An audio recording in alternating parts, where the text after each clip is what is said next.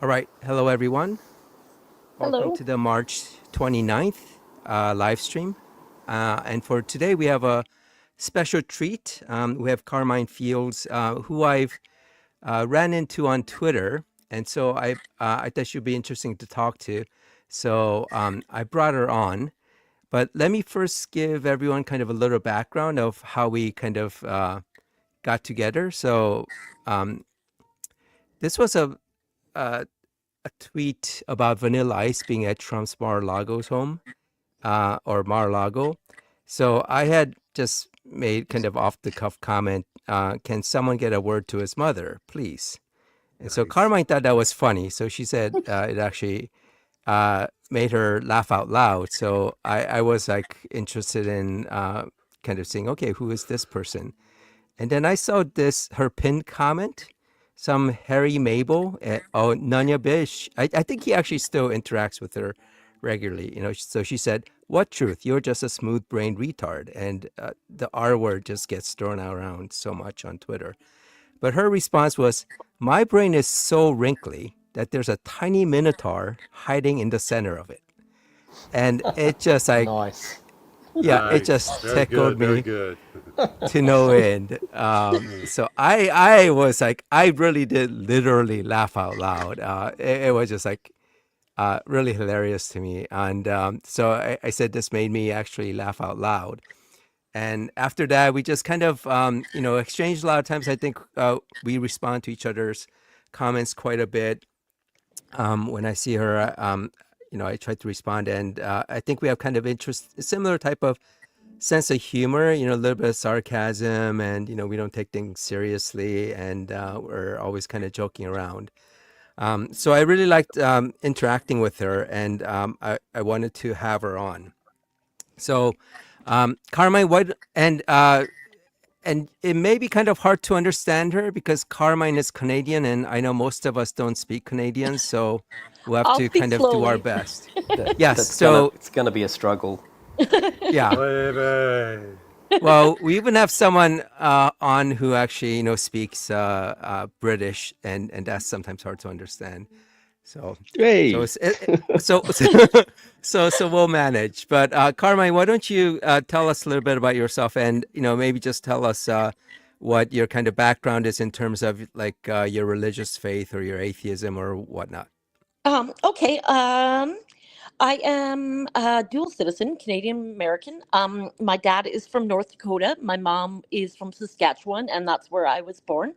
Um, I grew up in Northern Canada, and I've been on social media since it kind of began. I got really into Reddit for many years, and then I actually switched to Twitter specifically. Like, I had an account before then, but I never used it, and I switched to Twitter to watch the Musk kind of dumpster fire, and I've been on ever since. As for my religious feelings, I don't. I have strong religious feelings, but not like it's more spirituality than I would say religious beliefs. I studied Christianity for years, but I didn't like the way it was taught. So I got out of any sort of organized religion, and I just like if you're atheist, that's fine by me. I don't need to like question that or try to convert you or something, but I still can't completely fight the feeling inside that there's something else out there. So that pretty much sums it up. Interesting. And you guys are all atheists, is that true? All Yeah. except So why one. don't we go through and kind of introduce ourselves, kind of like top to bottom. So Blarg, if you want to start. Ah, yeah, no worries. I'm one of the two token Aussies. So Antipodeans, the other one being Ook, who's doesn't appear to be joining us this week. Yeah, I have a background in physics and engineering, and a pretty well lifelong background in being an atheist.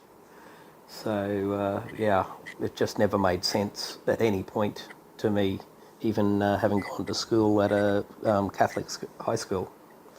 So yeah, was a good school. They didn't flog you too hard with the religion there, so that was all good. So, yep, that's me. Okay. Whoever's typing down Steve. there, sorry to interrupt. I don't think I say it about. I think I say about. I'm not It's faking kind of it. it's a stereotype. A boot. We'll look for it. But, not gonna go okay, there. tell me if you catch me. And by the way, I grew up in Yellowknife, which is farther north than Edmonton. Oh, My wife travelled up to Yellowknife a couple of years ago. To And, see the Northern Lights. Nah, work trip. Oh, Yeah, oh, cool. it's a hell of a trek to get there from where we are in Queensland, Australia. Oh, good God! Like 20 hours of flying or more. Yeah, it's a lot because she also flew in on the west coast and then drove across to. Oh no, sorry, that was the other trip to Canada. She spent some time sort of in the middle there, somewhere on the other side of the range. Okay. Yeah. But anyway, she flew up to there to she had a PhD student up there. Oh, nice. What was she studying? No, she's the supervisor. Okay, sorry. What was the Her PhD student studying? I'm not entirely certain. Something to do with Indigenous. Okay. Yeah. A lot of Indigenous culture up there. Yeah, I grew up Yeah. with Dene Yeah. and Métis, and yeah. Okay. Yeah, so- Steve-O, why don't you introduce yourself? Yeah, my name's Steve, but you can call me Steve-O. American from Louisiana. Background in sociology, even though I never finished my degree because of financial issues. And just your usual backyard country boy idiot. I love Louisiana. I would move to New Orleans if I could. Oh, I live within an hour in New Orleans. Oh, I love it. It's the best city in America. No. Oh yeah. Yeah. Well, it depends. I mean, it has its bad side too, for sure, but I love it. Well, every city does, but New Orleans is very, very diverse in its culture and all that. It just feels very authentic, like the history of it. Oh yeah, if you know the history, it's been it's crazy. Could we perhaps put it that it's the best city in America for a particular definition of best? Sure. Yeah, We that can go that covers it. route. Yeah. We can go that route. All right, Neil. Oh, for food, yes. Sorry. oh, hi. Yep, I'm Neil. I'm the Brit. Obviously from the south, so home county is London area, and I'm the token theist on the panel. Agnostic pantheist. So none of the weirdos.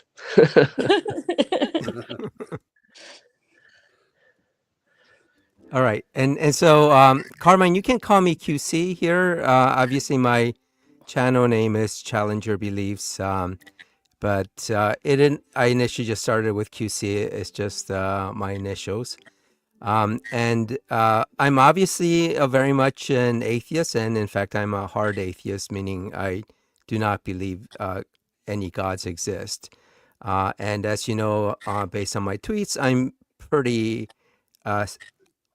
I guess I don't want to say militant, but I'm very upfront about the atheism, and for me, and you may have seen some of my other tweets, but my issue really isn't with the religion itself or the faith. In fact, I actually. I'm very interested in faith and people who have faith and how that works.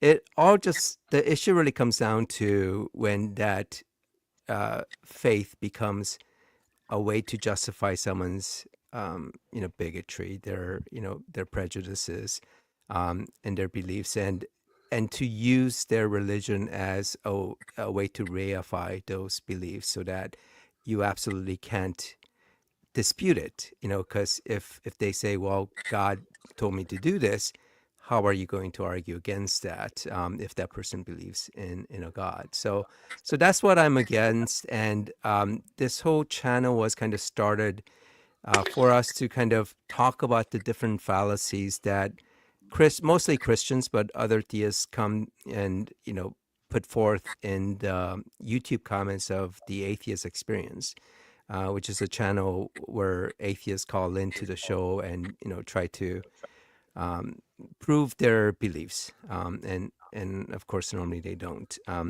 But within the comments are just a lot of kind of trolls who put in these arguments that are just nonsensical. So I started this channel and invited the folks here to have kind of a discussion of some of the fallacious thinking that's coming in those, and eventually just got to the point where it became kind of a discussion forum where we get on and talk about a lot of different things, not just the religion, but science and philosophy and even and politics. Of course, we talk about those things, and so it's been kind of a now sort of a social gathering for the regular people, and we get regular people who come on the live chats, kind of, and they have their fun, having sort of separate discussions on there. So it gets interesting. This isn't obviously drawing a lot of views, but this is just a forum for us.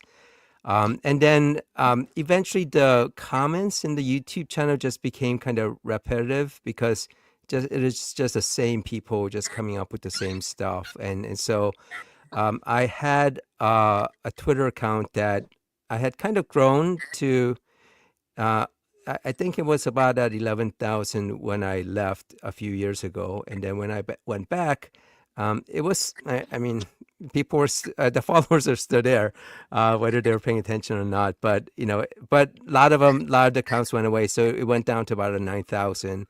And then from there, I just, kind of brought it back up so that I can kind of pull in people who are willing to have a discussion. So I've been pulling in various people into this channel. So unfortunately, you're not the first. Sorry. So you didn't. We aren't a virgin. So we've gone through this before with other Twitter people. So we've had a few people already, and we've had really good discussions. So that's where I, since I interact with you a lot, I thought I would pull you in, and also, there are a couple other people that, I think I'll bring in the next, in the following weeks, depending on their availability. Like I said, this is just for us to have a discussion, and it's always having fun, having different views. So I brought you in really to kind of talk about the whole kind of the Canadian side of what's happening with Trump. But as I said, we can really discuss about anything, but Okay, we can can I just start from there add? and see how it goes. Yeah, Sorry, go ahead. can I add one thing about like the good part about having studied Christianity and gone to Bible studies and stuff like that for a long time is that I think I'm pretty good at going in and arguing the Bible from a Christian's point of view. So you can come at them and say, well, no, this isn't what Jesus actually said. This is, you're not even being a Christian here. So I liked that aspect of having that knowledge. I think a lot of people probably think I'm a Christian because I argue it so often, but I think that gets through to people a little bit better than coming in as an atheist and saying, well, you're just wrong. Yeah, and I would say that most of us here are, pretty familiar with the Bible. I myself have been a Christian for a long time, and I've studied the Bible. I've memorized the Bible, and when I started watching the Atheist Experience, it actually helped me because it actually helped me kind of think through some of the arguments that are out there, both on the theist side and the atheist side, and that's where I kind of ended up being more of a hard atheist after having heard all those arguments. But yeah, I certainly welcome Christians who are familiar with the Bible and the verses because a lot of Christians really, they've been kind of fed the Bible content, and they've been sort of fed specific parts of it, and so I run across a lot of Christians who seem unfamiliar with sort of the seedy parts of or the problematic parts of the Bible.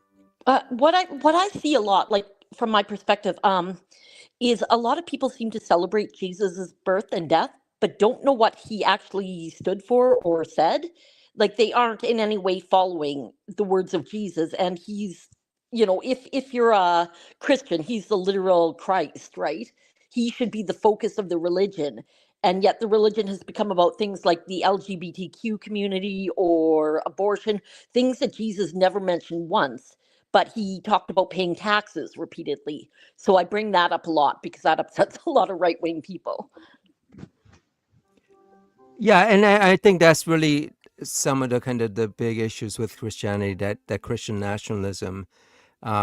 But ultimately, the Bible is something where a Christian, a person of faith, can, you know, pretty much have it say what they want to say, because the particular version of the God, whether it's Jesus or just kind of general God, um, you know, that particular God that people believe in happens to have the same set of uh, I guess preferences on things and belief in things or point stances that matches the person exactly, right? So you rarely get Christians who say, well, I'm a bigot, I hate whatever, gays or blacks, however, because of the religion, I am foregoing my real internal racism because I noticed the wrong thing. I'm sure there are people that do that, but it's very rare where they change their belief system based on the religion rather than changing the religion based on their belief system. Yeah. Well, Yeah. the fact of the matter that you could have a US civil war with both sides claiming the Bible as their moral foundation pretty well tells you that you can choose the Bible to support any position you want. Yeah, that's true. Especially if you go back into the Old Testament and Paul, and it's the Bible. The way I see it is almost in three different sections, and yeah, you can get totally different messages from those three. Yeah, I You Yeah, can really get nearly struggle any to. message you want. Yeah, Yeah, pretty much. Pretty much. Yeah, Yeah. you can twist it however you want to make it fit your narrative. That's for sure. I really struggle to see how Christians can read the Bible and not say that the character that there's being described in there is not the same character. It evolves over the duration of the Bible. So Yeah. it can't be an unchanging God because it changes completely from the beginning through to the end. Can I yeah. ask So you the guys? Yeah, issue is, go Sorry. ahead. Can I ask you guys a completely unrelated question? sure. Um, as for like back to politics, how are the Aussies and the Brit handling all this? How are you guys dealing with Trump and like the imperialistic threats? Kind of. Do you worry about it? Well, Well, that's interesting because yesterday our government, the Prime Minister dissolved the government in preparation for an election on May 3rd. So we've just started our election cycle. Back at Christmas, the opposition leader he was definitely going to give the government a flogging and take the prime ministership. So so we currently have essentially what's called the Labor Party is in power. They're a little bit essentially the Democrats. They're a little bit they're left of centre, but not very far. The Australian parties are quite close to the centre. The big parties are quite close to the centre, but we've got centre left and centre right. So it's the centre left party currently holds power, but was definitely on its way out come Christmas. But when the Prime Minister decided that now's the time for an election. So for those who don't know, Australia doesn't have fixed term elections, so we have to have an election at least every 4 years. but they can go any time earlier. Like you can call an election a month after the past election if you want. It won't go down well with the Australian people, but what tends to happen is in somewhere in the last year or 6 months, the government might choose to go a little bit early if they see a political advantage to doing that. So they saw a political advantage now because of Trump and the alignment of the other party, which is ironically called the Liberals, is the Conservative Party. Yeah, well, it's a coalition, but yeah, a Conservative Party. So yes, it looks like Trump's affecting our politics in a very similar way to what it appears to be doing to you, but to a smaller degree because he's not trying to turn us into a 52nd state. Yeah, I do Yeah, like it's- Carney. Sorry, side boob, is that that's not one of you guys, right? That's just a comment. He's one of our regulars. Okay. Yeah. I do like Carney, yes. And I think he's a big relief from Trudeau. I mean, Trudeau was more popular towards the end because he did stand up for Canada and because he was fighting back against Trump. But I think Carney has a better financial background, and I think the Canadian economy needs a help that way. And I really don't like Poilievre. I mean, What's the over chance here, of Carney winning? Oh, it's good now. Like about 2 months ago, Poilievre was up about 20 points, which is huge. And now he's down, like last I checked, he was down 14 points. So like that's a 34-point drop over about 2 months. So I think Carney's going to win Why? at this point. Why? What caused that? Yeah. Honestly, I think it's Trump. Just like that's like he was up about 20 points and then Trump took over. And Trudeau was unpopular. People didn't like him. So I think just seeing the right wing in action was enough to go, okay, we don't want anything to do with that. And there's also fear that Poilievre will align too much with Trump and possibly just like be fighting for becoming governor of the 51st state. That's right. Yeah, so Canadians very, very much do not like. I am from Alberta right now, which is the most conservative province by far. Like, and even us, it's like 12% want to become part of America. 12%. So, and the rest of Canadians are lower than that.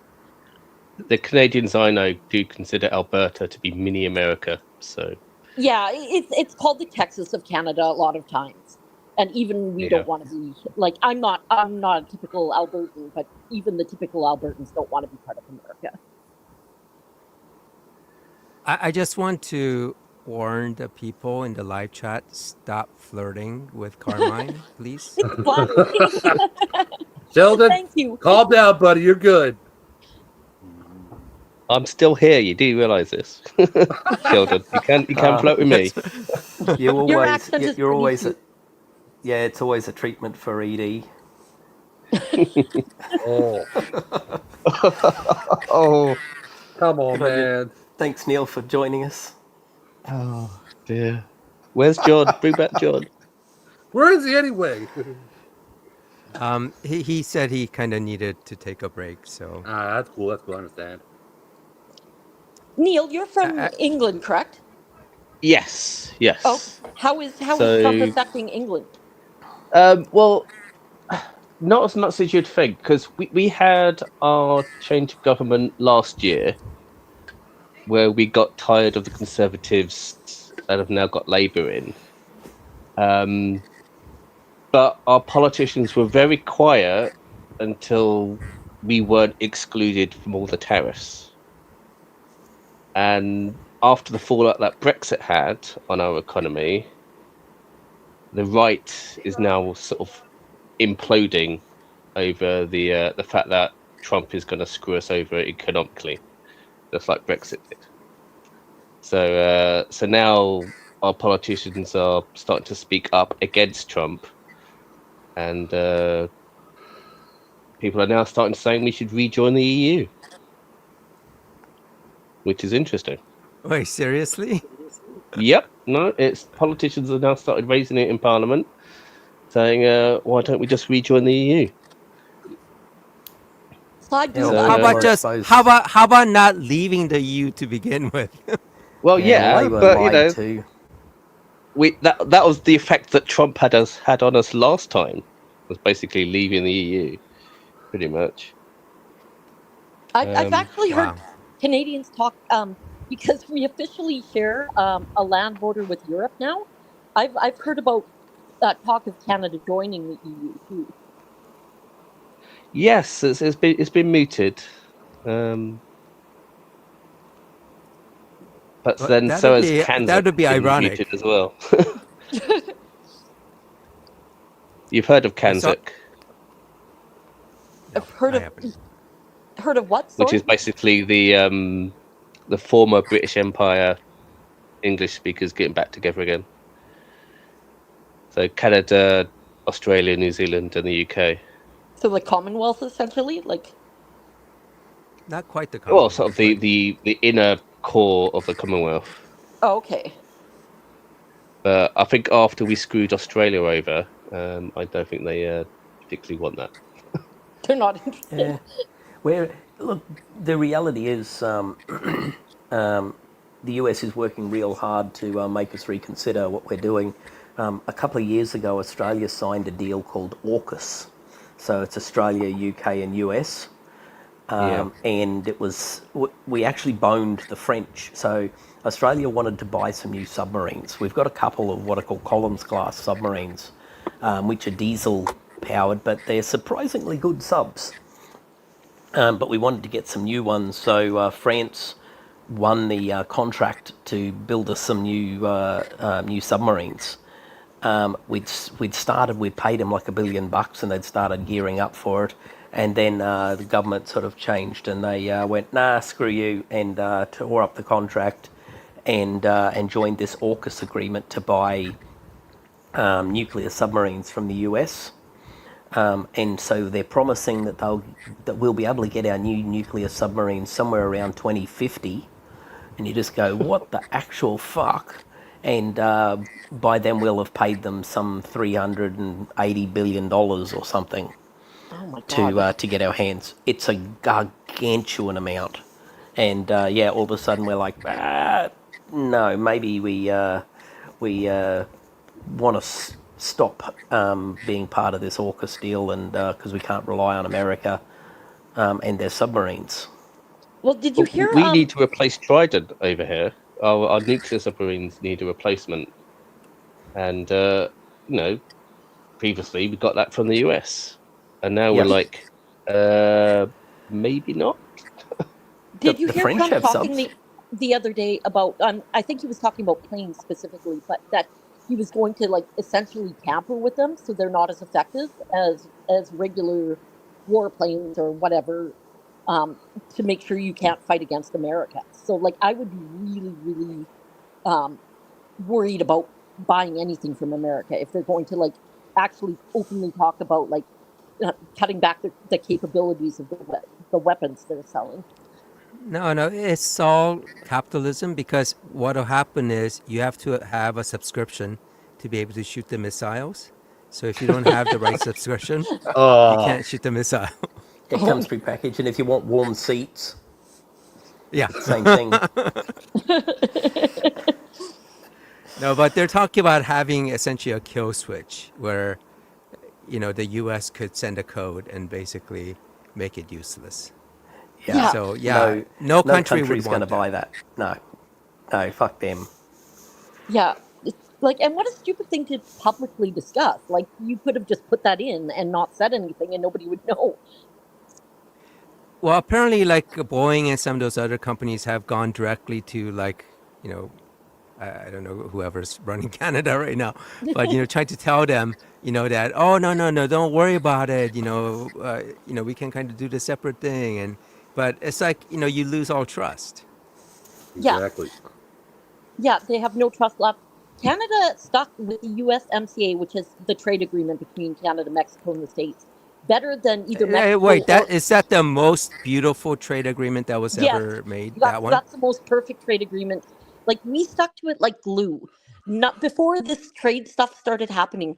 99% of the goods traded back and forth between Canada and the States were tariff free. There, it was only when you exceeded certain amounts that the tariffs started being added. So we stuck to what he negotiated. There is nothing like we did nothing wrong. So it's just very frustrating. Like the only thing we could do to get him to stop putting tariffs on us is become part of America. That's the only option we have to end the trade war. But how bad could that be? We Like, would because lose you so guys just much. Like I see you guys no just don't benefit. shoot each other enough. Yeah, So we'd lose our health care. We'd lose like they'd just strip us of our resources, and we get nothing. Like that's what would happen. We'd lose Yeah, everything we had. yeah, it's like that And whole yeah, you'd get Ukraine mineral deal. Yeah, yeah, it's exactly like that. and you get two senators for how many million people live in Canada? About 40 million. Yeah. So basically, you get boned the same way California and New York do. Yeah, exactly. You know, and we're much larger geographically. So like Yeah. that's a huge character difference from people. Like, you know, people from Alberta aren't the same as people from the Maritimes. I mean, we're all Canadian and I accept them as Canadians, but you know, we want different things for our own regions. Like that's just too big to be a state. Yeah, it's ridiculous. Do any of you guys yeah, we don't need I agree with the commenter. We don't need the states. We've been fine on our own. We're not asking for this. No, Greenland isn't asking for this. Like I feel worse for them because they're like 50,000 people like trying to like stand up to America. That's that's terrifying. Well, I think JD Vance and his wife will be visiting Canada pretty soon. Oh, hopefully. I don't know if Trump can because he's a felon now. I don't know if he can I- cross the border. I did love the lack of people there to see the Vances when they got off the plane in Greenland. Yeah, It was crickets, and you that just nobody go, would host oh, them. They had to go so door much to door. love. Well, I guess they didn't let people like protests or something. I mean, I thought there would be like people out there, kind of telling them to go home. they went straight to the military base, so I don't know if they really could have like protested anywhere they could have been seen. Yeah, it's hard for the normal person to get up there. Yeah, it's probably hard to get around Greenland itself too, even if you're already there. Well, so Trump wouldn't be going there, so that's why he would send JD Vance, or maybe his. I mean, because they first sent what's his name out the junior. Oh yeah, And Don Jr. Charlie Kirk, to Greenland. So I guess they would start with sending Junior and Charlie Kirk to Canada. And there is a G7 meeting coming up in Canada, so we'll have to see what happens for that. I don't know if he'll actually end up going, which would be like crazy to have like a G7 without America. It's possible that he wouldn't, right? He could just say, I'm not going to go. Yeah, he could say that. Like, I mean, he's pulling away from everybody anyway, so why even be there? He's not going to work with the other 6 countries. He wants Russia to be let back in.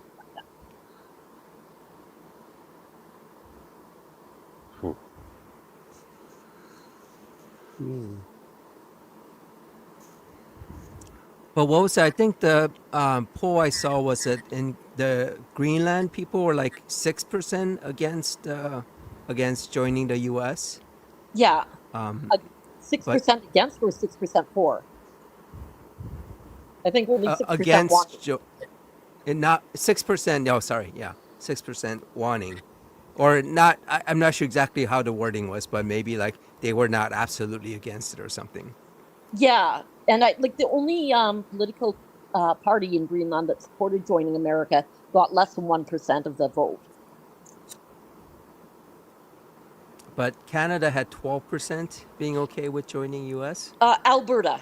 Alberta has Oh, 12. it was just Alberta. Just Okay. Alberta, yeah. I think overall Canada's somewhere between 8 and 10%. Okay. But yeah, it's Yeah. incredibly unpopular. You're always going to have 10% that want something, contrary. Well, I guess going back to Australia, so Elon isn't going there trying to manipulate the elections there, right, Blarg? No, we haven't seen anything like that yet. But I don't know that he'd be real welcome. Our elections are. We have a bit of a different view of elections to the way Americans do it. So, for one, we have ranked choice voting. So, as a result, we have lots of minor parties, and occasionally we end up with minority governments. The Conservative Party is actually a coalition of Liberals and National Party, but they've been in a coalition together for forever. So Liberals are kind of centre right, and Nationals are a little bit further right. But yeah, there's no sign of that. But if anyone, there is one thing sacrosanct in Australia, and that's anybody fucking with our election system, even the tiniest sniff of someone doing something to upset a fair and free election in Australia pretty well means that side of government loses the election. We take it that badly. So yeah. If Elon came in, offered $1 million to certain people who might vote a certain way, I'm pretty sure he'd get in a lot of trouble, and that money would not be allowed to be given to anyone under proceeds of crime legislation. So, But I mean, his interference didn't work very well for Germany either. So maybe it's good for Australia for not accepting that. But it looks like nobody besides America is accepting it. Yeah, we have a national thing here in Australia called the democracy sausage. It's great. Essentially, at all the polling stations, people set up sausage sizzles, and you can go and vote and get a free sausage. In America, on the way out, you can be arrested for giving people water standing in the line. Yeah. Like, that. Yeah, but we have the democracy sausage. So yes, you are allowed to hand out water, and some of the different. So as you walk into a polling station, on the outside of it, all of the parties are allowed to set up little tents and hand you flyers and all the rest of it and talk to you. They're not allowed to harass you. They can hand out water if you want. I've been given water before, but yeah, they're not allowed to be anywhere inside the polling area. But yeah, that's it. There's absolutely no problem with people handing out water. Australia's a pretty hot place in a lot of it, so it'd be pretty nasty. But our polls are really quite quick. Like the last time I voted, I had to line up for under 2 minutes. That's it. It takes no time, really. And yeah, it's polling is always done on a Saturday in Australia as well, so that it's easier to get people out to vote. It's also a legal requirement for you to vote, so you'll get a $50 fine if you don't have a good reason for not voting. I think that's great. Like it's sad that we have to that people have to be forced to vote, but it's effective. It gets people out there. So yeah. So it's a strange mindset, but yeah, occasionally, some years ago when I was when I was quite young, we had a premier of our state, so like a governor equivalent of the state of Queensland, a fellow by the name of Joe Bjelke-Petersen. And he really got into the gerrymandering thing a lot, and held power in Queensland for something like 20 years, and the corruption was quite significant. and eventually it all finally fell apart. There were big royal commissions, and people went to jail, and laws were changed, and yeah, gerrymandering's not allowed anymore. The election boundaries are not set by either party. No party's allowed to have any part of it. So we have a government non-political body called the Australian Electoral Commission, whose job it is to set electoral boundaries as well. So that doesn't get, parties can't do that anymore, and as a result of that big scandal, we're even more careful not to let anyone screw with our right to vote. We have the same here. Independent Yeah. commission that handles all the electoral boundaries. Yeah. Yeah, and any hint that one of the two sides is trying to influence the boundaries of a suburb or of an electoral boundary would pretty well be enough to guarantee that they lose the next election. So they Yes. do not go anywhere near it. They are absolutely here. terrified of it. I mean, I do feel like in the U.S. it's been kind of a lot of respect paid to that kind of independent vote, and not harassing people and all that, and it's just been kind of turned upside down, ever since Trump entered the politics, and with the, even with his first election, right? He, even the one that he won, he was complaining, right, trying to say that, there's fraud and all that, and I think in that first election, I think he thought he was going to lose, or I think he counted on losing. Yeah, he was and you can hoping see to that- lose. Yeah, and you can see that he was kind of like shocked when he kind of realized that he had actually won.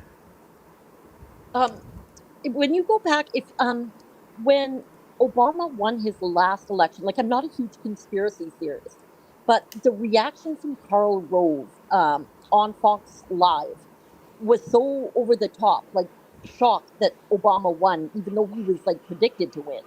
I wondered if they were tampering with things then, and it didn't go through. Given how he works, yeah, I wouldn't be surprised if that was the case. Yeah, like it just like even Megyn Kelly was like, settle down, kind of. Yeah, it just like I remember being really surprised, and then like I take this with a huge grain of salt, but some like anonymous came forward like next week and said they stopped hacking and stuff like that. So I don't really believe that, but who knows? Do you have a lot of trouble in Louisiana getting out and voting? From where I live, not really, because I live in a very rural area. We don't have a lot of people, so I can just go right in and out real quick. But go to a major city like New Orleans or Baton Rouge, you might have someplace that might have that issue. Yeah. Well, and I think that. that's what a lot of the things that changed were a lot of the election laws were, when the Republicans have power in a certain state, they'll reduce the number of polling stations, in those areas where, it's Democrat strong, and then, them trying to not allow for mail-in voting was really to address a lot of those things. And it actually ended up biting Trump in the ass in his second election, because he was trying to discourage people from using mail-in voting. Well, especially during COVID, right? Like that, not great timing for him on that one. Yeah. But it Yeah, and shocks- maybe that without COVID, he could have actually pulled it off. He might have the second time. I think like people were so sick of him by the end, like they wanted. But what shocks me is how quickly everybody forgot how terrible he was at first. Yeah.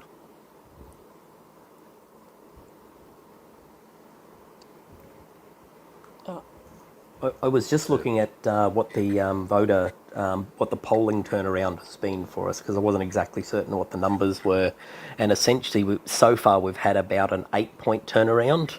So it was 4 points towards Peter Dutton as the new Prime Minister, so a change of government, back in January, February, but now it's 4 points in the other direction. So with the government to stay where it is, and looking at the polling and the trend of polling, it looks like it's going to swing really hard, continue to swing really hard in that direction to get away from people who are anything like Trump. So That's a silver lining, I think, for all Western countries that aren't America, is that he reminded people, you don't want to be part of this mess. yeah. Hey Q, did you see that link I popped up? Oh, Oh, in I the didn't private look. chat? Yeah. Oh, is it?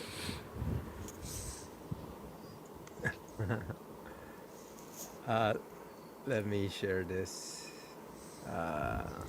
If anyone's wondering, this is Peter Dutton, our potential new Prime Minister. Let's see. Oh, here we go. I have to move this up.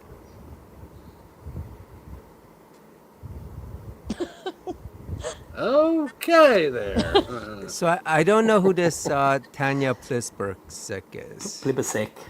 Yeah. She's a... That's good. yeah. I've seen a few versions of that, but I thought that's the easy one to do. But Almost a dead ringer, actually. yeah, he doesn't have any hair. He's got some sort of alopecia or something. No eyebrows, nothing. I saw some pictures of him recently of when he was a little bit younger and go, holy shit, Peter Dutton's got hair and eyebrows. He used to be a police officer as well in Queensland. So he has a very authoritarian view of the way he does things as well. Yeah. Has he been in politics up to this point? Yeah. He's a lot of years, 20 years probably. It's a long time.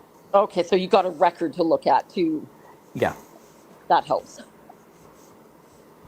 Yeah, both I mean, of our candidates are have a long time in politics. Oh, that's something people in America should be aware of too. In it, just like in the UK, you don't vote for the prime minister. You vote for the party, and the leader of the party becomes the prime minister, which means the prime minister can change during a term without an election needed. Yeah, that's the Just like same. Yeah. I'm sorry, That's go what, like, people were freaking out in the States because of Carney became president, even though we haven't had an election. And it's exactly the same as yours. You vote in the party, so Yeah. So no, it's not non-democratic. Canada isn't authoritarian, or it's not a tyranny. We're having an election right away, even before Australia. I think we're having it at the end of April. Yeah. You guys are just in front of us, but Yeah. But it is a good So time for to strike, because the iron is very hot with Trump just boning pretty much everybody in the Western world who's on the conservative side. You just go, Well, so hey, I was you're going right. to say, Side boob. Rick Scott, it definitely is Voldemort as well. oh yeah, that's true. Yeah. I think Rick Scott looks more like Voldemort. Yeah, skinnier. Yes. Yeah. Do you know what, Rick Scott? I'll send you a picture when I get off this. But Rick Scott and Ann Coulter look identical. Rick Scott is Ann Coulter in a blonde wig. I can't see that. Yeah, like seriously, their facial features are so much alike. Yeah, that skinny. Yeah, shape. that narrow face, Yeah. elongated nose. Yeah, Yeah, well- they could be siblings. Like, it is really, really a close match. Whereas Peter Dutton is what happens if Voldemort lets himself go a bit. Yeah. I think the Russians got mad at the Harry Potter movies because they claimed that Putin looked too much like Dobby the house elf. Oh. Oh yeah, Yeah, that was everywhere here. yeah. Everything of Vladimir missed was that one. supposed to be Dobby the house elf. It was brilliant. Yeah, it was quite a while ago, like back when the movies first came out. But yeah, Yeah, I wasn't big into politics at that point. So Well, I think remember- one thing, kind of a She in China had exactly the same problem with Winnie the Pooh. Oh, Winnie the Winnie the Pooh, Winnie yeah. the Pooh, yeah. Oh yeah. Oh, how thin does your skin have to be to ban Winnie the Pooh because people reckon you make fun of you and say, "Oh, you look like Winnie the Pooh." Like, it's not Well, even no, that bad, so honestly. No, that's oh, hilarious. so I think the issue is that in China, they have the Great Firewall where they will filter certain words and all that. So that's where the Chinese people had to find creative ways to refer to things. Oh yeah, of course. And I think that's where the Winnie the Pooh kind of came out from Well, it was that, like and a then code. it just happened to stick. Yeah. So one thing I wanted to say was that I think the one good thing with what Trump is doing with just kind of throwing tariffs left and right and just objectively causing harm is that it is kind of putting that type of politician in a bad light, because in the past you had the Trump-like politicians coming up left and right and all over the world, but now I think that momentum at least has been tamped down just because the way he's handling his new term. Yeah, and I don't see it getting any better. Like, he's not going to suddenly start, behaving like a president. He's not, it's just going to get worse and worse. So the longer he's in power, almost the better it is for like all other like left-wing leaders. Yeah, I you're hear right I hear there. Orban in Hungary is having trouble now. And that's shocking because he was like almost like the God King of Hungary there for a bit. How about I always forget his name, the guy that looks like a Wolverine, in oh, I'm blanking on the country name, like southern South America. Oh, Millet? Yeah, that's Yeah, his friend. how's he doing? Like, is he dropping it all? Do you know? From what I heard last time, he seems like he's still popular, but I haven't been keeping up with it. Argentina. That was. Yeah, Argentina, yeah. There was a comment in the chat from Sideboob talking about the Colorado Capitol building portrait of Trump. and I saw that before I heard any commentary about it. I saw the picture of it, and I looked at that and I thought, oh, Trump is going to lose his shit. And then along the rest of the story comes and you go, yes, Trump lost his shit. Does Don't anybody fulfill follow Gary Peterson on Twitter? It looks exactly like that guy has been making he's been making fun of Trump and like altering pictures, and it looks exactly like that. That's it's not even the worst picture. They just got the dimension of his face. No, it's It's actually a reasonable flattering. picture. Yeah, like yeah. I mean, if it he actually hadn't makes said Trump anything. look normal, Yeah. right? When Yeah, you he see, doesn't. he looks like a normal guy. Yeah, there is like just no reason to be upset about it.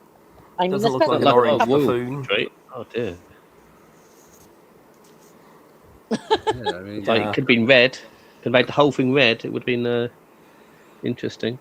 Oh, like Charles's portrait there. Yeah, Charles III's official royal portrait was. I actually love that Charles III portrait, the red one. Nobody else likes it, but I like it. I saw it and I thought it'd been vandalised. I literally, the first hang that thing on was my when, wall. those oil people are throwing paint on it. And then it went, no, it's the official picture. And it's like, what? Really? that's what? It's very strange. It is, but I just appeals to me visually. Yeah, it's morbid, but hey,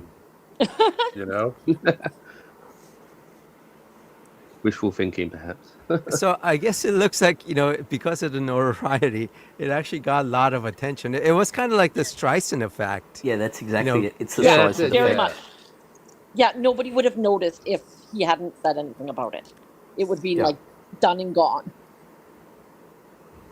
And it's funny that he's like complaining about that at the same time the whole signal thing happened. And it's just like it just seems so petty compared to this massive leak, and this is the garbage you're worried about. Yep. Oh, because he didn't hear about the signal thing. He knew nothing about it. You go, spending a Nobody, bit too much time golfing. well, nobody wants to tell him any bad news, right? Like they're scared to tell him the bad stuff. That's why he didn't know about those soldiers missing in Lithuania. Yeah, it just seems weird. I mean, they do seem to be kind of keeping him in the dark on things. Yeah, Or he's just lying as a way to avoid having to talk about it. but just like Oh, I don't know anything about it. as a But, president, that's the last thing I would want to say. Like it doesn't make, Yeah. sure they can't yell at you about it, but it doesn't make you look competent. yeah, Like, that's exactly right. More A incompetent. president should be on top of all of these things. yeah, the big issue. And if they He's just sitting in owned up to it and just go, yeah, no, this is not good enough. You're out. You take the fall, and that's it. No, they had to keep digging. Well, it looks They- like they're going to throw Mike Waltz out, but at they least should. based on what Trump is saying.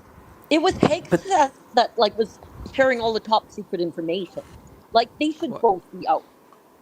Well, but it was Mike Waltz who put the journalist on there. Yeah, the journalist, yes, but like just the fact that he was sharing top secret information on like an unsecure app, like he should be fired for that. Yeah.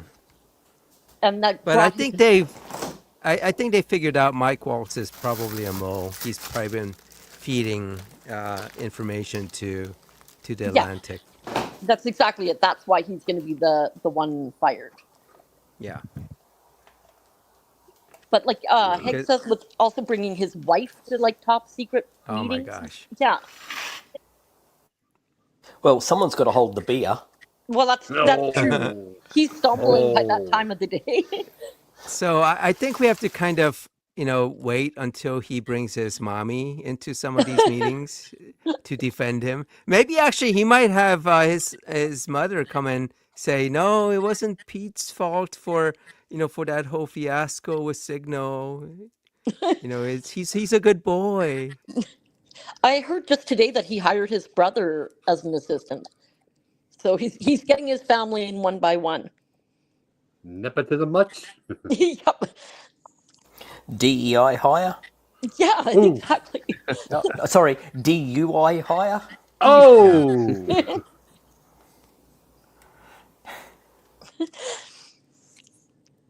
Oliver North. Kind of like How's that? I name just us. mentioned Oliver North. Well, that That takes me movie. back. Yep. Yeah, I was still a little kid So- when that happened.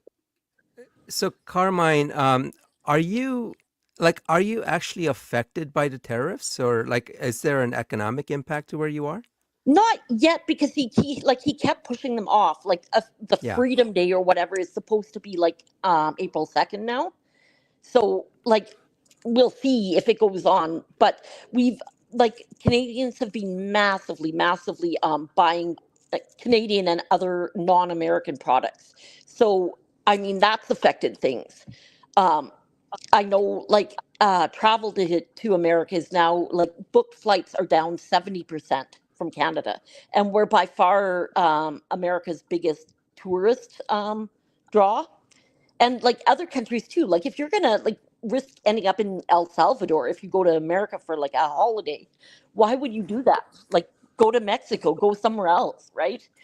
I won't. I would be and- I would be scared to come to the U.S. if I was coming in from Europe or especially Yeah, from South If you America, had brown right? skin. Yeah, Yeah. exactly. Like Or I would Asia. not go there. Yeah, But, you and know, we even- saw he cancels visas, and the administration cancels visas without telling anyone that their visa's been cancelled, and then when they haven't left the country, they get arrested. Like the woman from the university, the PhD student. Yeah, Yeah, I read about that earlier, yeah. the one that was like disappeared off the street with a bunch of masked men. Like now, any man that wants to put on a mask and grab a woman, like it's pretty much a free for all because that's what the government does. So you're going to get away with it now. And in the past, there have been people who kind of impersonated ICE, Yeah, trying to intimidate people. so it's really terrifying for like Americans. I feel really, really bad for like the decent Americans out there. Well, and like, you know, when I read some of the comments on Twitter, it's just amazing how ignorant some of the people are. You know, they're like, well, of course they don't deserve due process because they're illegal. It's like, how can you Yeah, even determine that they have an illegal status if you don't give them the due process? exactly. Like they could even be American citizens for all we know. Like we, there's no public, like it's so not transparent. So I don't know. Obviously, I have no data on this, but I gotta imagine there's some U.S. citizen who just doesn't have the resources or have the know-how to protest, who's in one of those jails there. Even if they have Um, the know-how, they probably don't have the opportunity. You're grabbed off the street and sent out of the country. yeah, I mean, I think I think if you are someone, let's say, who were more educated and let's say well off, and you know, kind of how to sort of exert your rights. I think those people would not get too far in the system before they get kicked out and say, okay, sorry about that.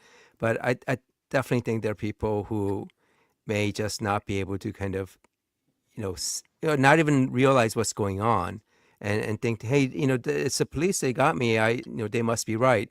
And I don't know. There's got to be at least one or two citizens, actual U.S. citizens, that are in a horrible situation I know that we Canadians just have, haven't heard back. yeah, I know like even like not that this should matter, but white Canadians have ended up in like the system for like weeks where they're like thrown in jail and these are people who are in the country legally. It's incredible. Like you're just destroying your whole tourist industry. You're like just everything. You're destroying the whole economy. Well, you heard about that one Canadian woman, right, who was going to a friend's birthday party or something, Yeah. And she was like, and then she got detained. yeah, and she was actually detained for like a relatively short period of time. There was an like a Canadian actress working in the States who was in the system for like 2 or 3 weeks in jail. And I think it was because she had a work visa, but it expired, so she went to renew it. But because it had expired, they arrested her. Well, but for the other woman, I was really trying to talk about the kind of treatment she got. Basically they went through her social media, and I think maybe found some adult videos that she may have shared with her boyfriend, and they were like trying to accuse, oh, you're an OnlyFans person, or you're working on OnlyFans, and they were like completely just like humiliating her. Yeah. And even if she was on OnlyFans, how is that a security risk? Yeah, yeah. I Well, just so feel to like, get I into mean, these guys have no accountability, right? Those guys that are working ICE or whatever. So if they see some attractive woman and like they're thinking, hey, maybe she has some stuff, interesting photos, they could just totally just grab her and just do whatever they want. And what's going to happen? Nothing. No. There's no accountability. No, like bad stuff won't even happen over the signal leak. There's sure like nothing bad's gonna happen because you arrested the wrong person. And even for the citizens, and it's not going to be that far off where someone who, like, if you're a permanent resident, and that this has happened, right, where they basically taken away someone's permanent resident status, just saying, oh, you're against Israel, so we're going to take away your permanent resident status. It's not that far off for the administration to basically revoke your naturalization, right? Yeah. To say that you were naturalized, you lied during your naturalization. You had this connection with Hamas or something. We found it on your social media, so we're going to take away your citizenship, naturalization, and now we're going to deport you. We're not that far away from that. No, or even like, jailing American citizens. Yeah. I Yeah. mean, There's habeas actually corpus. There's actually a connection with the Australian election and that sort of behaviour. So Dutton has been talking about wanting to deport dual national Australian and whatever citizens who commit serious crimes like murder or crimes against kids or that sort of thing. wants to deport them out of the country to the other nation that they're listed in, and saying, like, it's about protecting children. And you go, well, deporting them doesn't protect children; it just moves them to somebody else's country. But he was told by our Supreme Court, no, you can't do that. You'll need a referendum to change the Australian Constitution to do it. But yeah, he's sort of pushing that line. So that might be part of the lack of appeal as well. Constitutional amendments don't go real well in Australia. They haven't since, I think the last one that was successful was back in the 60s. Yeah, similar in the U.S. Same with that. By the way, I don't know, Blarg, why you get to be called BTS. I mean, come on. That seems to give you a lot of cred there that Kentucky Atheist is giving you. But so TKA made this comment. My guests from Canada for protests are probably not coming because of all this. So TKA is doing this, the ARC protests, where a lot of people are, I think, converging on Kentucky for this protest that they're doing about the ARC. And I guess there are people from Canada. And yeah, if I was a Canadian, I would not be coming for this. Because can you imagine, right? Oh, you're coming here to be an atheist, to go on an atheist protest. I mean, someone could definitely, use that as an excuse to, Yeah, you've got a target on cancel your someone's back. visa. Yeah.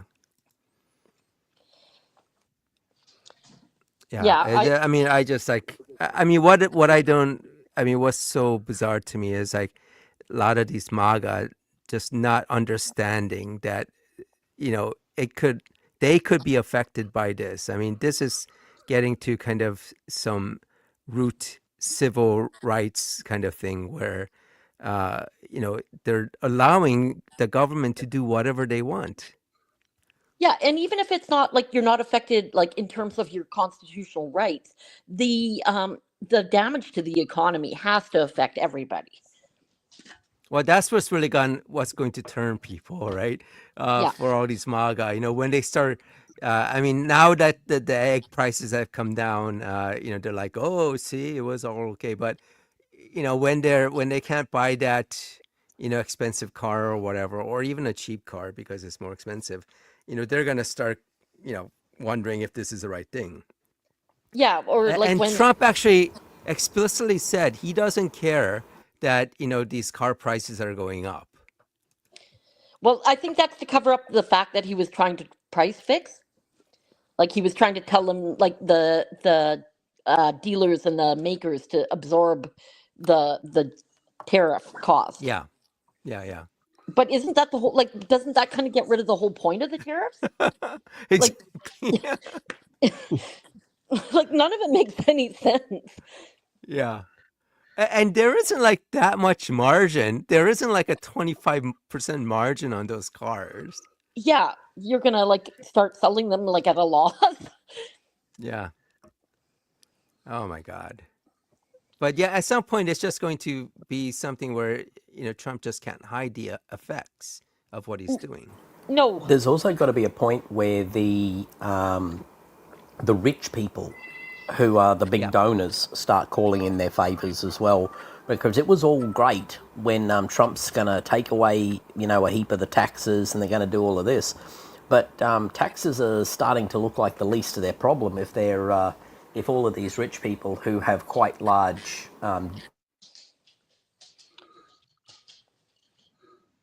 those ratios in the negative. Yeah, I the think we stock lost market you is there. not doing well. No, it's not doing well. And Tesla is doing pretty badly too, which is, I don't know. I'm glad to see. I don't love the vandalism. I don't think that's the right way to go right now, but I like to see their business crashing. Well, especially because with the Teslas, they have cameras. So these people are getting caught. Yeah. Did you see the claim by Paul Kay saying that atheist, leftist terrorists are firebombing people in their cars in their Tesla cars, and I'm like, citation, please. And so you'll need to do two things: A, prove that there was a person driving a car that got firebombed, and B, that person was an atheist. So he put up six examples. Not one of them was a car being driven.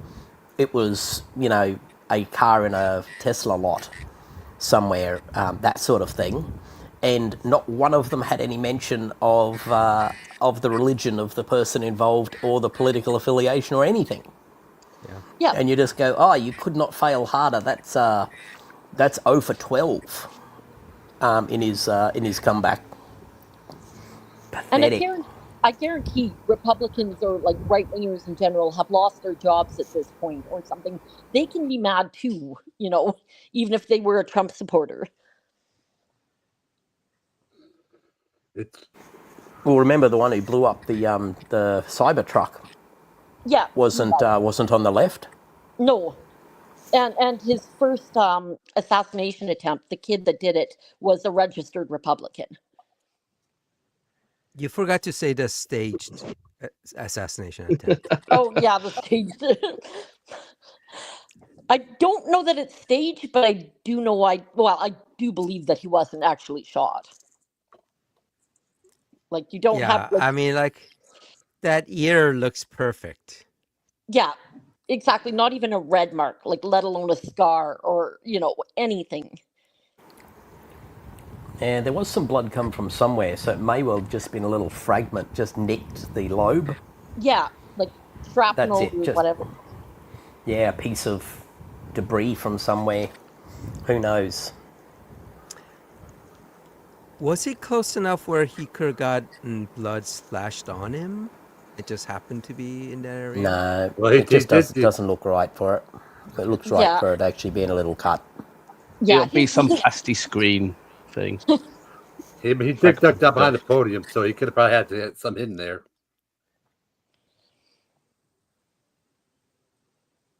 Yeah, because they Yeah, I use mean, that for the. it does sound like a big stretch to say that it was some kind of staged conspiracy, but Well, it especially definitely since- doesn't seem like he was hit. somebody else actually died. Like I'm not saying it's impossible Yeah. that it was staged, but that's going pretty far. Yeah. Yeah, and the irony was, it was that exact event that guaranteed his win. Yeah, I agree. Yeah. Yeah. I think so too. Yeah, that's about The moment I saw it, I went, "Oh, well, that's fucked it."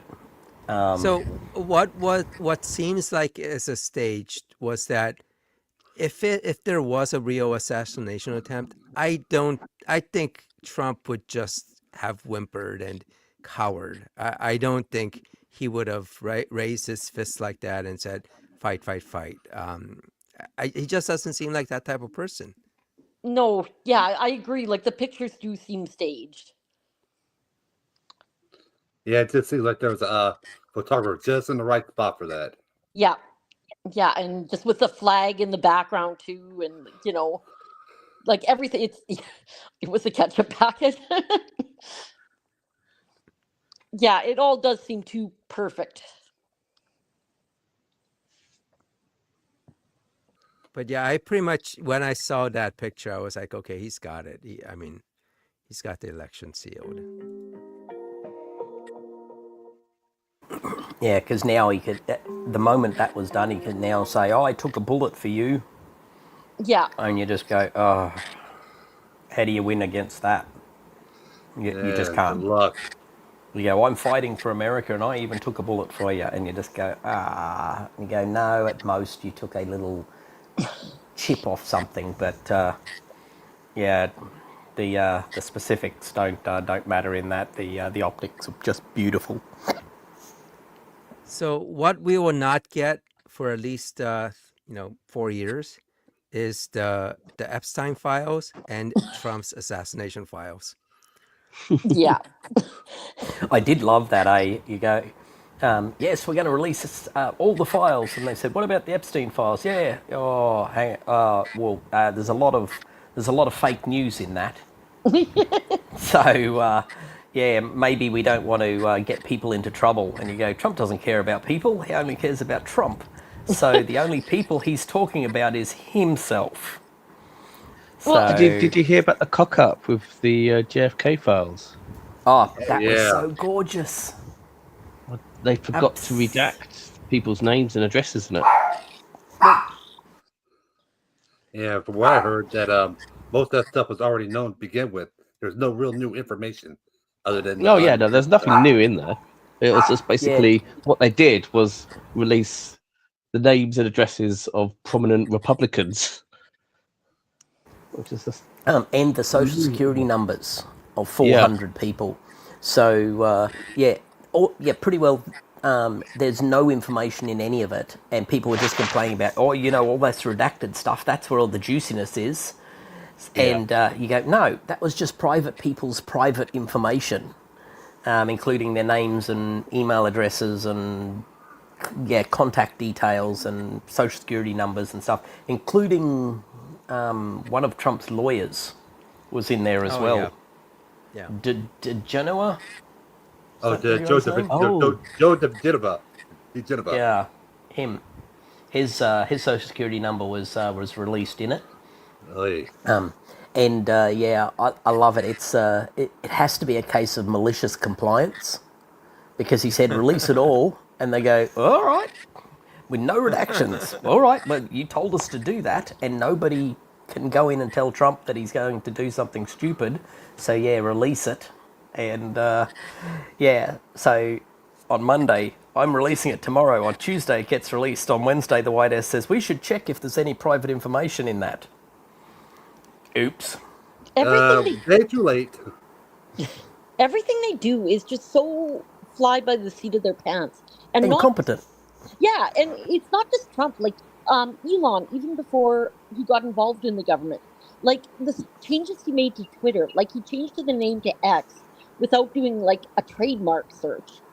And like there was that one weekend where they limited how much you scrolled. Like so much of it is just like, let's think about this before making changes. So I don't know why you wouldn't accept the group chat invite from the NSA, National Security Advisor. Especially you, Carmine, because that group chat might be for invasion of Canada. Well, that's true. I'd accept it. Oh boy.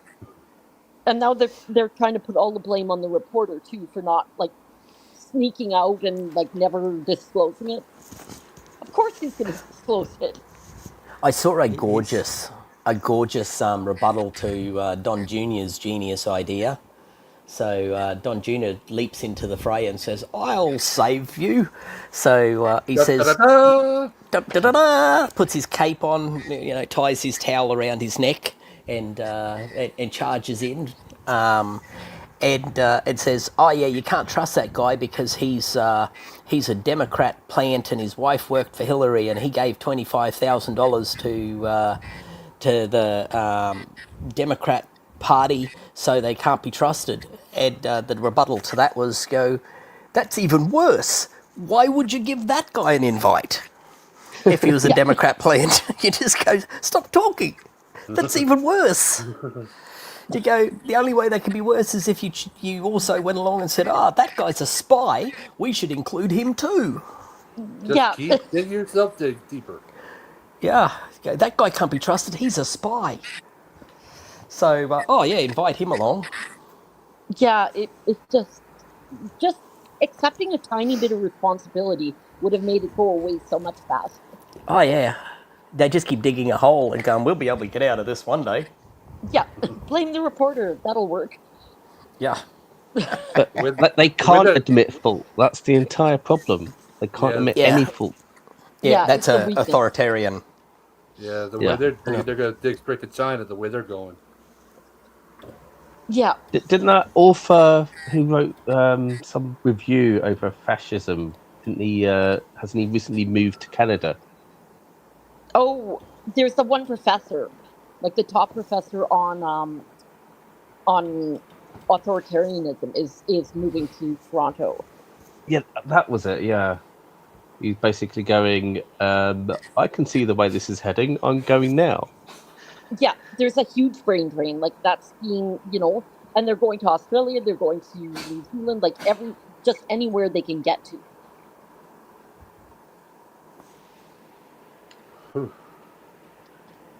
Great. All those Americans coming over here, taking our jobs. Yeah. Yeah, but one group comes in, the other moves out, and they have to go somewhere else. By the way, they are still mentioning Hillary's emails. Oh, Yeah. God, yes. Yeah, they brought that up. They definitely, I saw that. Yeah, Pam Bondi brought it up. Yeah. Yeah, like that's, first of all, that was over a decade ago. And even if they were right about her, that doesn't make it okay. Yeah.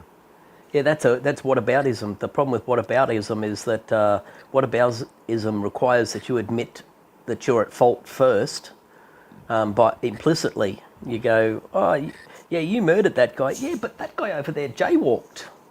Yeah, exactly. You go, yeah. So why are you arresting me? That guy's a jaywalker, and he didn't get arrested. And Trump had a full term already where he could have arrested her and didn't. So whose fault is it at this point if she didn't see justice? Yeah. So if Hillary actually did use her emails to, let's say, share sensitive information, it's wrong. It was wrong. So that's fine. We can easily say that it was wrong, but on the MAGA side, they somehow think that someone who's Democratic or liberal wouldn't admit that, right? Because they think the same cult of personality is on this side. Yeah, Yeah. it's not true. Most liberals can say that wasn't okay. Yeah, it's exactly right. It's the same thing with religious people not being able to understand that atheists don't worship other people. We don't worship anything.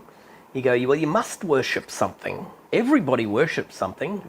It's not conceivable that someone that you don't worship anything.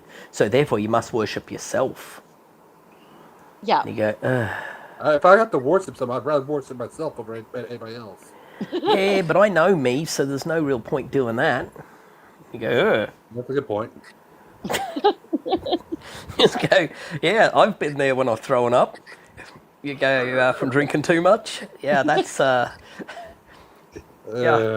not a guy I'd worship.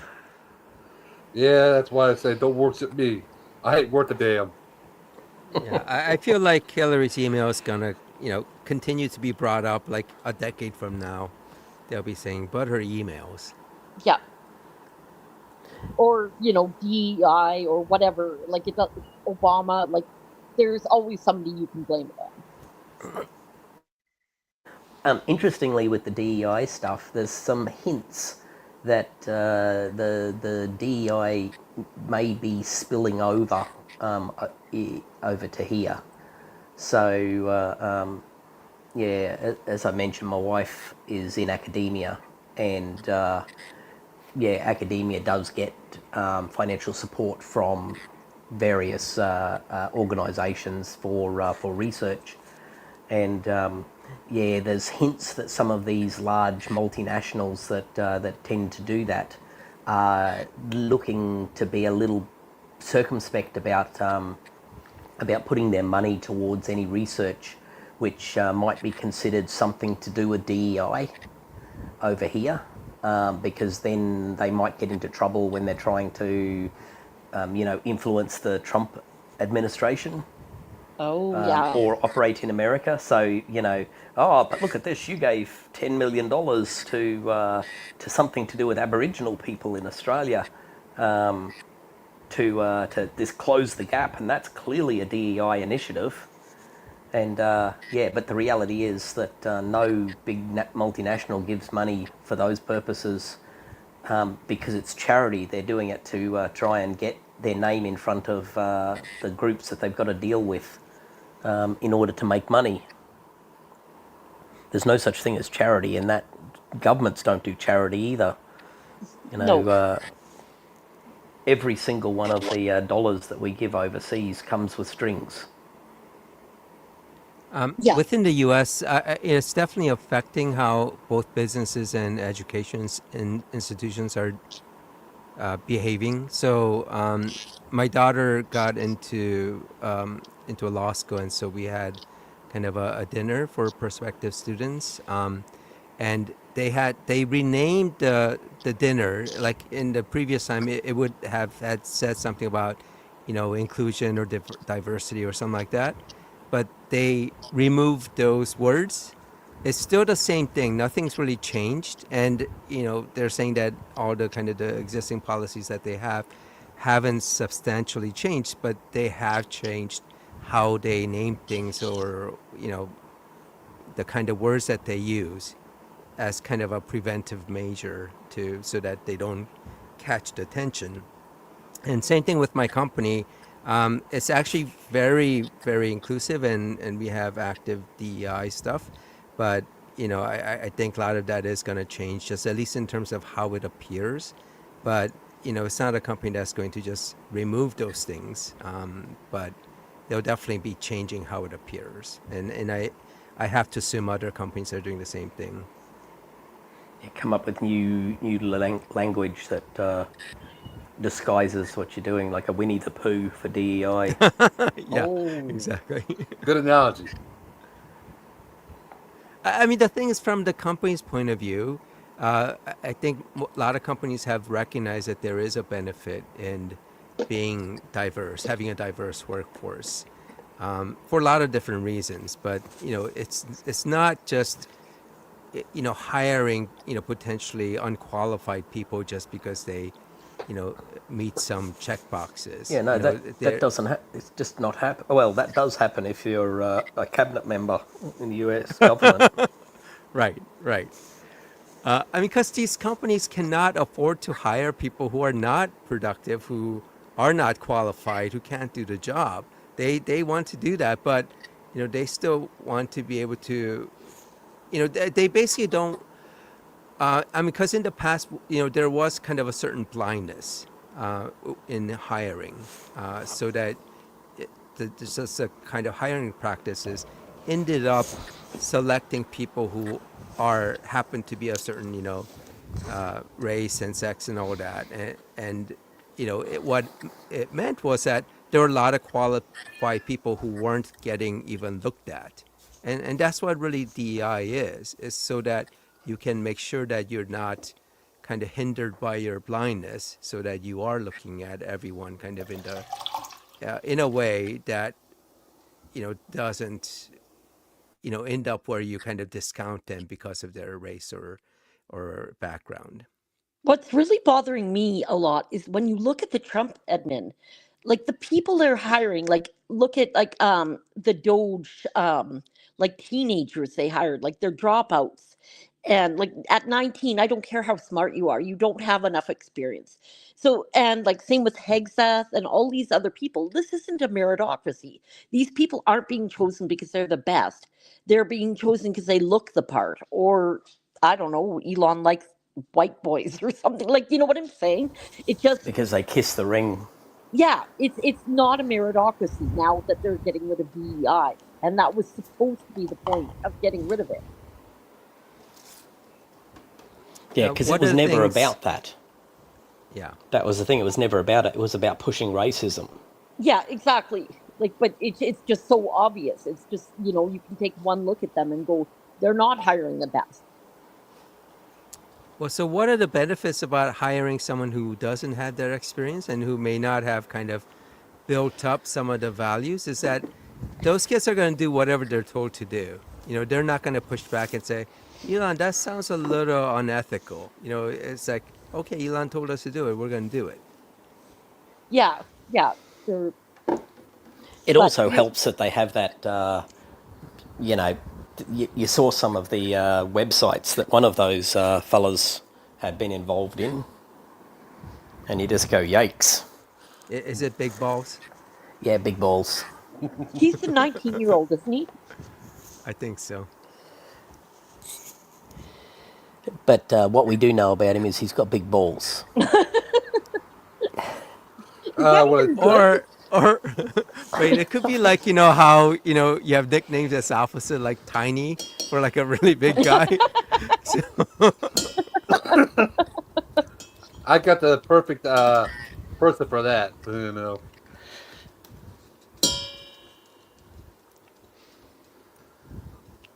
Okay, I think we kind of lost our train of thought there. what was what was that background noise? Someone's like hitting a bell.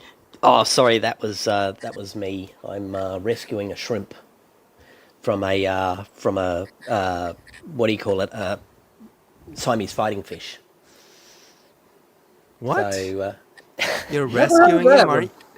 a shrimp. So I have a fish tank that I originally used to have a heap of shrimp in, but I ended up deciding to change the setup. So I moved the shrimp out of that tank and I put a giant bedder in as well.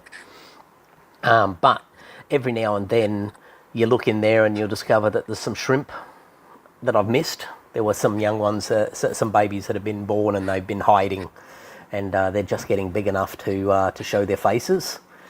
And and that makes some food for the fish. So I thought I'll rescue you and go and put you in the shrimp tank that doesn't have things that eat you. Mm-hmm. So and I was trying to get the little bastard out of the net, and he didn't want to leave and go, get out. So that's So what the banging was. That was the banging. Yeah, sorry about that. Hey, no problem. So, yes, actually, interestingly, in that tank that I've got the shrimp breeding in, I also have a bunch of. I had a little group of 4 pygmy corridors. They're little tiny catfish that are about. They don't get up to an inch long. They're really tiny little guys, and. Yes, they'd started spawning in the tank, and I saw lots of little sort of fry swimming around, and so I'd been feeding them, and then all of a sudden discovered the tank is infested with what are called hydra, which are a type of jellyfish. So a cnidarian. So that was fun. Do they Yeah. stink? They do have stingers. They're not enough to cause us any trouble, but they will eat tiny fry, and they will definitely eat baby shrimp.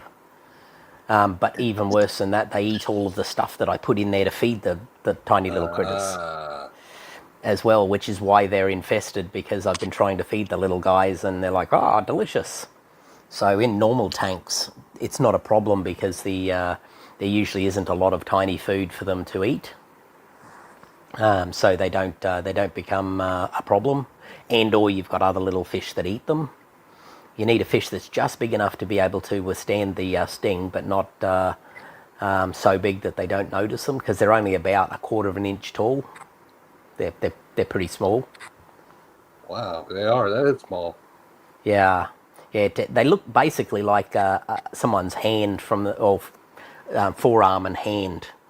So the way, imagine your elbow being stuck down on the glass, for example, and then your fingers being open, and your fingers are the little stinging tentacles. Okay. So yeah, that's what they look like. But little bastards were everywhere, because I thought it was something like an algae starting to grow. But yeah, look closer and you go, no, those are jellyfish. You need to And get they're- bigger and bigger jellyfish to eat them. Like start with a box jellyfish, and I don't know what gets bigger after that. Yeah, Oh. no, the way to go is horse wormer. Oh, Ironically, That horse works for dewormer. Really? Yeah. Yeah, ironically, that's exactly the correct treatment for them. So, yes, I went to the vets and got myself a little syringe of this horse wormer, and then had to water it down 1 to 500 in order to get it in small enough quantities to dose my small tank. that doesn't affect the other fish? No, it's fine, and it doesn't affect the shrimp either. It about the may would-be affect the swallowed snails. fly? Sorry? Sorry, you just reminded me of the joke about the woman who swallowed the fly Yeah. and then set a spider inside to catch the fly. Yeah. then the bird died to catch it. Yeah, you Yeah. get the idea. Yeah. I know the one.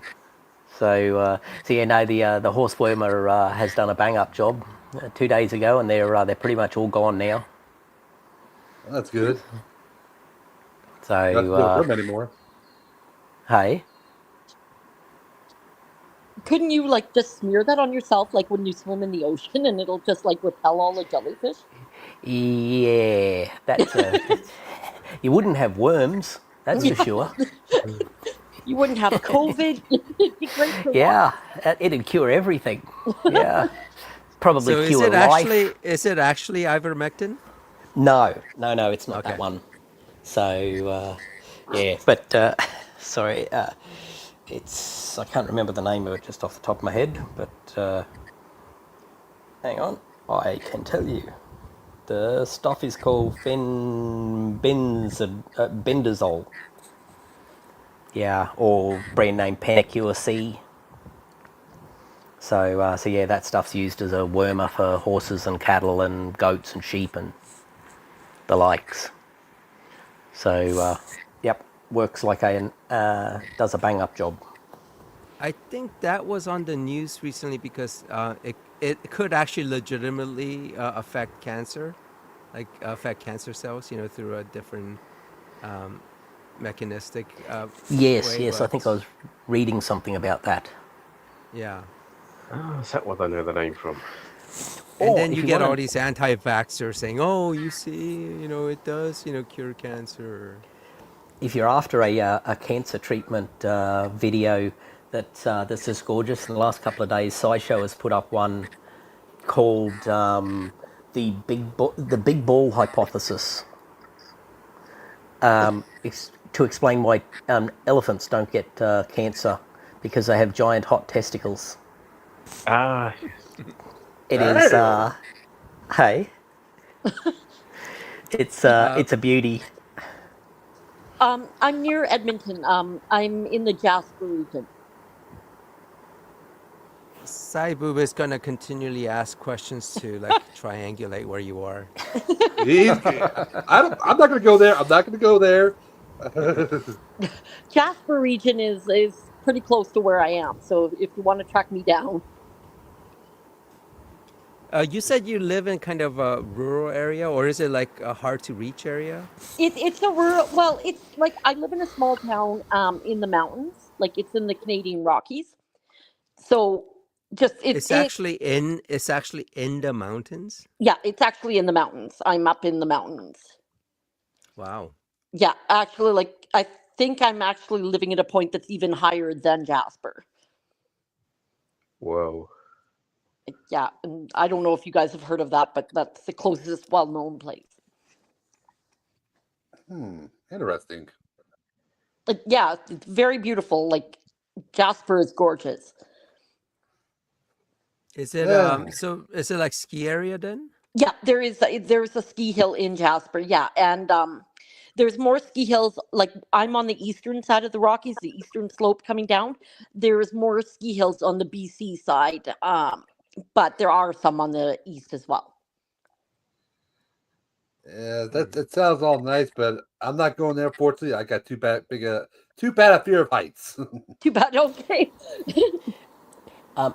The eastern side, the western side, is that if my geography is right, is that where the area of Kamloops is? Yeah, Kamloops is kind of down the western side of it. Yeah. Yeah, because I think that's where AVE is based, somewhere near there. Okay. Yeah, my grandparents lived very close to Kamloops for decades. Or as he calls it, the frozen shithole of Hoff. Kamloops is actually like pretty hot, like for Canada. Like it gets very, very warm and like almost desert-like in the summer. Yeah, well, he has an interesting way of putting things. So He's a that's the poet. entertainment. Yeah. Yeah, I'm actually currently wearing a T-shirt that is one of his merch shirts that my wife got me. So yeah, that says Achtung, carefully in progress, safety squints, double rubber, mother on speed dial.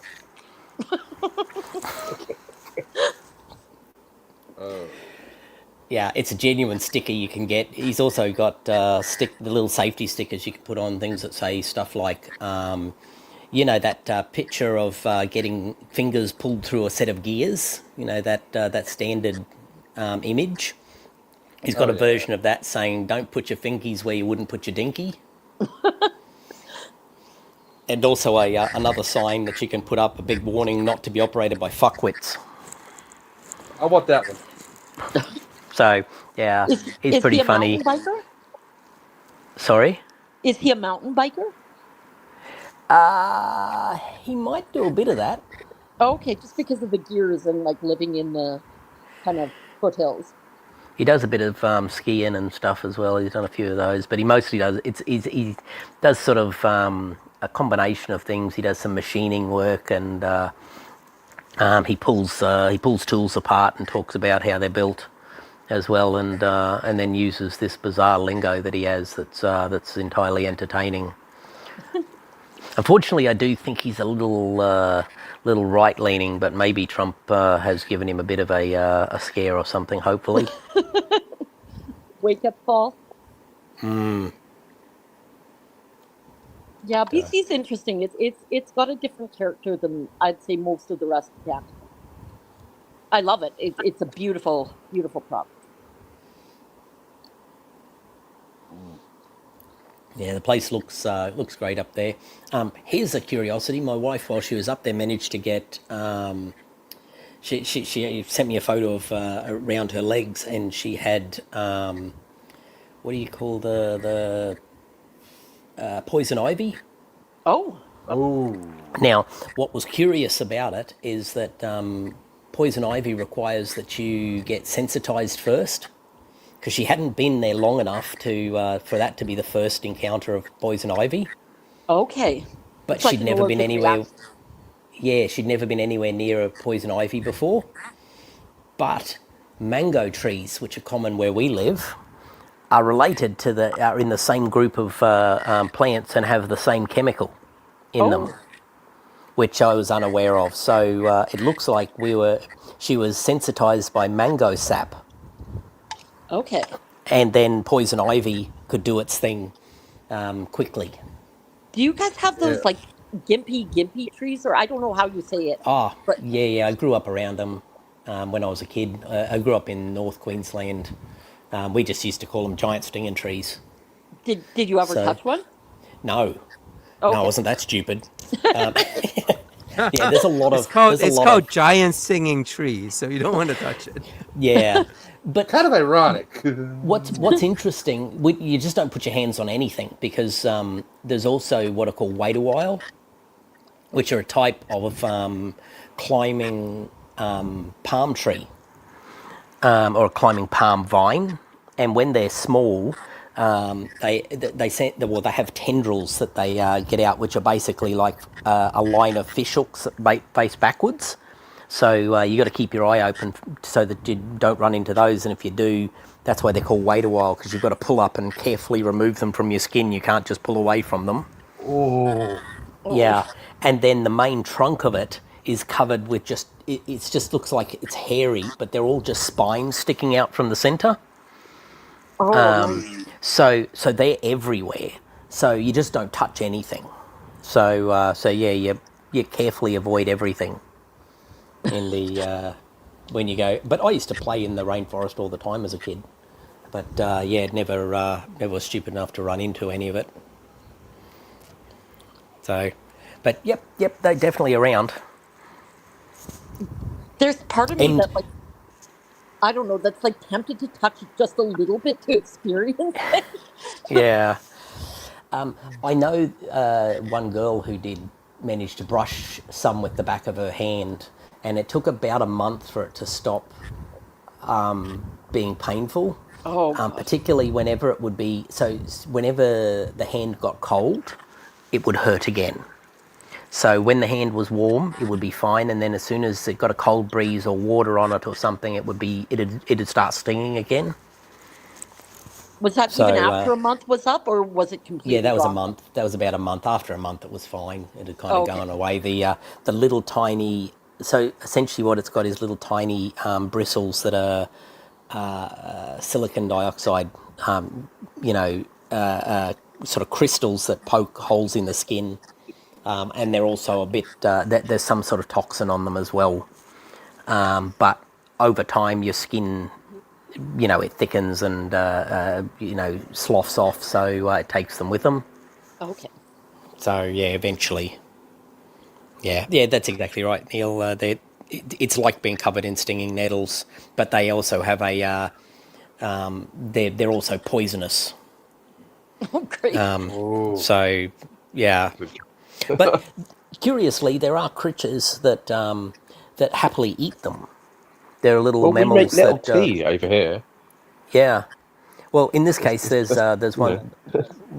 I think maybe tree kangaroos happily eat the fruit off them, and get in amongst all of it, and it doesn't cause them any grief at all. I didn't realize you had tree kangaroos. Like, I know there's some in Papua New Guinea and a few other places, but Yep. Yeah. Oh. Far North Queensland has them. yeah, I'd never heard of a tree kangaroo until they discovered some new species in Papua New Guinea. Yeah. Yeah. We have Australia. The border between Australia and Papua New Guinea is less than the distance between France and England. Oh, wow. So we're that close. So we own all the Torres Strait Islands. So and one of those is right just on the coast of Papua New Guinea. So a lot of what you find in Papua New Guinea you find in Australia as well, because there's a chain of islands that they could get back and forth across, and particularly any time that there's a bit of an ice age on, they can pretty well just about walk across. Okay. So yeah, we have certainly the northern parts of Australia have very similar ecology to a lot of Papua New Guinea. Have you been to Papua New Guinea? I haven't, no. Oh, that's No, like that would top be an of my interesting bucket spot. list. Yeah, it's very Yeah, dangerous, but it's still, I would love to go there. I have been to the closest place on the mainland to Papua New Guinea. So there's the point of it's a 4-wheel drive trip to head on up there, and we took what's called the telegraph track. And if you want to have a look, there's plenty of videos of vehicles taking the telegraph track. It's a kind of a world famous 4-wheel drive track that heads up to the up along Cape York to the tip of the most northern point of Australia mainland. So yeah, but if you're wondering, no, we didn't do Gunshot Creek because that's just stupidity. I'm not putting my car in that risk. Are there, like, is it just too much current? No, it's a essentially the approach onto Gunshot is about what's that, a 12-foot vertical drop into a mud pile. And if you bollocks it up and try and go slightly along the side, you might turn your vehicle upside down and end up upside down in that mud pile. Or you can take the chicken track, go around the side, but then you go through mud that's pretty well up to the middle of your door. You've got to winch yourself through mud. And I'm like, nah. I'm happy to drive through water that's over the bonnet, but yeah, not. I'm not putting up with that.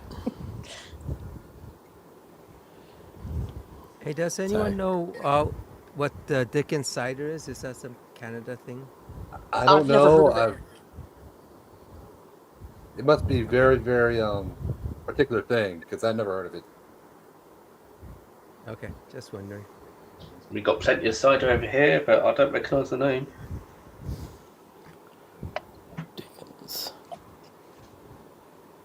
Do you guys, like, what would you make cider out of there? Make it out of apples? Wait, what do you make it out of? Well, like, it's just like, where do, like, I don't know. I think of apples as more of a northern climate kind of thing. Oh, cider over here is an alcoholic apple beer, basically. Okay, but I just wondered if you grew apples there to make. Yeah, it is made from apples from over here. Yeah. Okay. Yeah, Australia grows apples too. We have cold climates down south. Okay. That makes sense. Yeah, yeah. Tasmania is very is quite cool. I went on holidays down there in midsummer, and got to see snow for the first time in my life. Oh, wow. So in midsummer, which was kind of amazing. Growing up in northern Canada, I have trouble even picturing that. Like, Yeah, I not once calculated that I'd spent like about 3 years of my life at least in weather colder than -40. And that's not counting wind. Well, here's an interesting thing. At one point when I was a kid, I lived in a little place called Herberton. It's a tiny little town on the western edge of the Atherton Tablelands, inland from Cairns.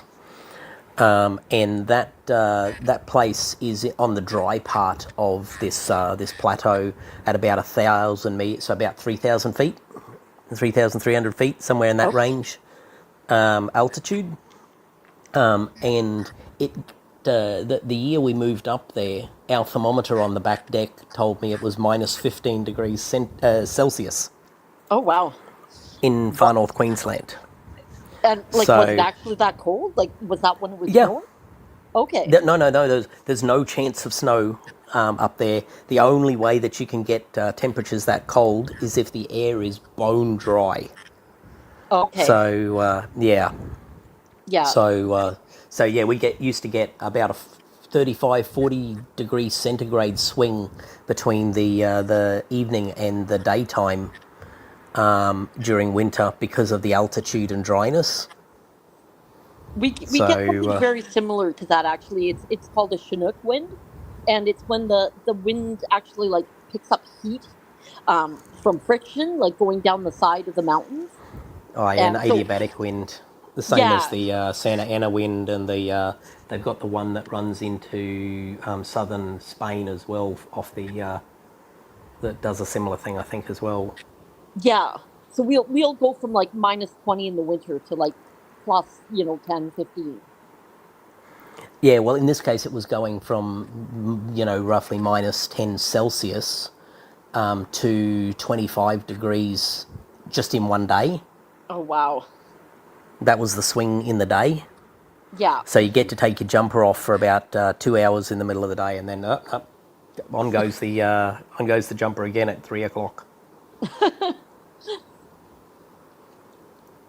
All right. So When we get to a point where we're talking weather, I think it's a we've Yeah. gone too long. Yeah, we got a little bit too long tonight. Hey, that's the start of our conversations. What are you talking about? This is going all night. All right. Well, we'll wrap it up here. I'll thank Carmine for joining us. I hope you enjoyed being our guest tonight. It was great. Thank you. And you're Nice welcome meeting back you all. anytime if you want. Pardon me. Sorry, I didn't hear that.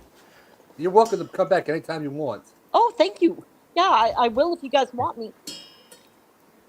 Yeah, I was actually thinking of also getting a couple of the other guys who are regular with us, Wendy and Ruddy, or Terry, I should say. So that might be interesting. So, yeah, so this was fun. Thank you very much for providing your Canadian viewpoint on things. and it was definitely a pleasure having you. And I'll thank the rest of my panel here. As always, you guys being the regular makes this whole channel fun for me. And then, of course, we have Sideboob and Tuna and all the other regulars who in the live chats, which isn't as jumping, unless John is there throwing out a bunch of puns. just as a homage to the missing John, did you want to just pop up Sideboob's comment? Oh, My which one? The girlfriend? one about his girlfriend? Yeah. Yes. Thanks, Sideboob. Yep. And Sideboob also enjoyed your talk, so Thank you, Side Group. I enjoyed you too. He's becoming popular now. And All they right, were let's- married in the spring. That's right. All right. See you all again All later. right. All right, Have a goodbye. good Have night, a guys. night. Thank, Catch you again good soon. night. All right. Bye. Bye.